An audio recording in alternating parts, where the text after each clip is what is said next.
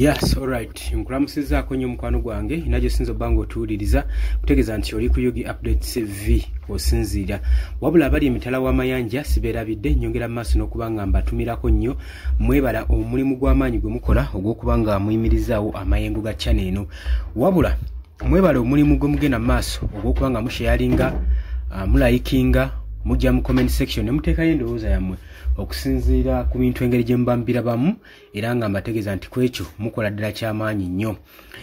Si kibi okujja mu comment section nojja n'oteekayo endowooza yo okusinziira ku bintu nga woobiraba ne ku bintu engeri gye bigendamu gye bitambulamu mu ggwanga lyattu Uganda. Ku nsonga ezimu abasinga mbaagala nnyo ku lw'ensonga eyo. Kakati nno mukwano gwange gwali eyampuliriza jjukira nti nno tuli mu kaseera ng'amagye aga UPDF gagenda maaso n'okuba nga gadividingibwamu okusinziira ku bigenda maaso olw'ensonga nti nno jjukira waliwo okupromotinga project Muhoozi gifuula popularity.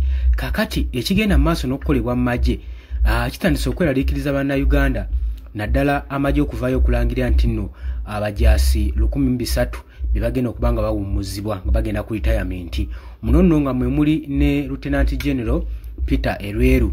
Wabula kino kyenyamiza nnyo bannayuganda olw'ensonga nti nno balabanga ono abadde tasaanidde kubanga awummula mu kaseera nga kano, kubanga abamu baavudde ku mikutu gya social media nga bagamba ono asaana bwa CDF bwa Chief of Defence Force. Jjukira nti nno yaliko former Chief of Defence Force mu mwaka gwa 2024 omwaka ogwo tujjukira bulungi nnyo ono Lieutenant General Peter Erweru.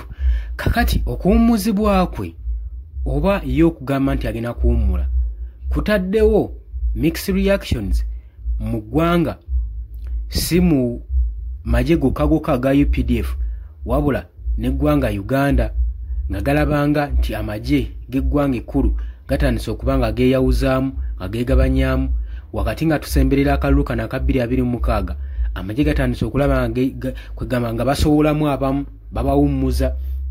Tetumanyi nsonga ya kigendererwa kino naye nga wenkugambye nti ekigendererwa oba oliawo kyakuwa mwaganya Chief of Defence Force mutabani wa Mwami Yoweri Kaguta Museveni Muhoozi Kainerugaba okusobola okubeera nga afuna popularity magye saako n'okubanga afuga amagye nga temuliimu high ranks ezigenda okubanga zimutawaanya bano abaalwana. Jjukira nti no Muhoozi obukulembeze bwe ne promotion ze zijje wezityo kumupromotinga bwe baagadde mwezi guli paka waafuuse 4-star general Chief of Defence Force.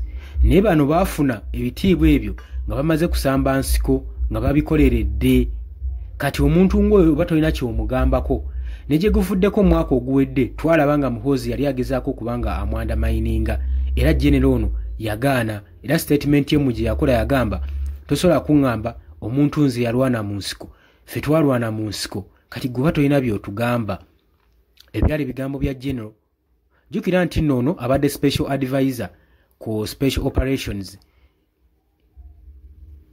Peter Erweru gwe tuli mu kwogerako. Wabula amagye wa UPDF Uganda People's Defence Force yavuddeyo neeyogera ku nsonga egenda maaso n'okusaturatinga mu ggwanga Uganda okuwummuzibwa kwa Lieutenant ono Peter Erweru ng'egamba nti nno kino kiri nnomo ng'era amajaasi abalala bagenda maaso n'okuwummuzibwa. Si yekka yagenda owummulizibwa, kuliko n'abalala 1300 bagenda okubanga bawummuzibwa. Era kino ekyokuwummuza Lieutenant General Peter Erweru temuliimu nsonga ekirimu mabega, wabula agenda kuwummuzibwa mu ngeri eri nnomo ng'omuntu yandifunye retirement, era bwekityo bwe kigenda okubanga kikolebwa.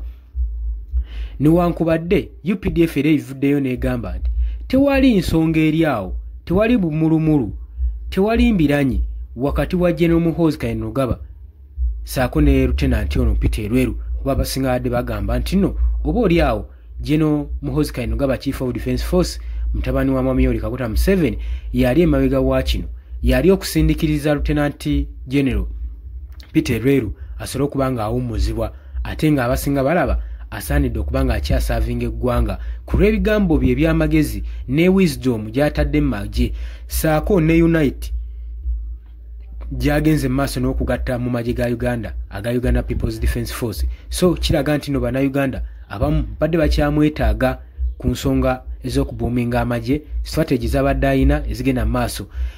Kakati newankubadde azaakola ebikyamu era ng'ajjukirwa mu Teeso eyo mu Rwenzururu ebikolobero ebyagenda mu maaso n'okukolebwa nejjukira nti nno omujaasi ebiseera ebisinga mbu ye aba followinga order, naye waliwo kye bayita characters. Waliwo kye bayita characters ne orders. Omuntu kyandisaanidde okubanga ebiseera ebisinga ogobererako ku characters zo n'otagendera bugendezi ku orders, kubanga order ziyinza okuleetera ebizibu, ziyinza okuleetingawo ekintu ky'otagenda kubanga weerabira, ekitagenda kubanga kiva ku mimwa gy'Abannayuganda.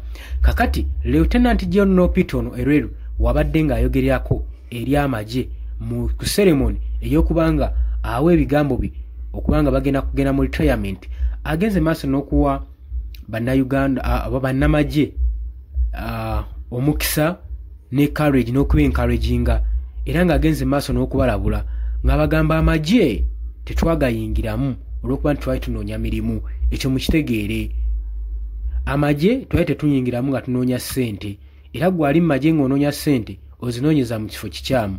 Amagye tugayingira kusaavinga mulimu gwaffe okubanga tusaavinga eggwanga, so si mulimu.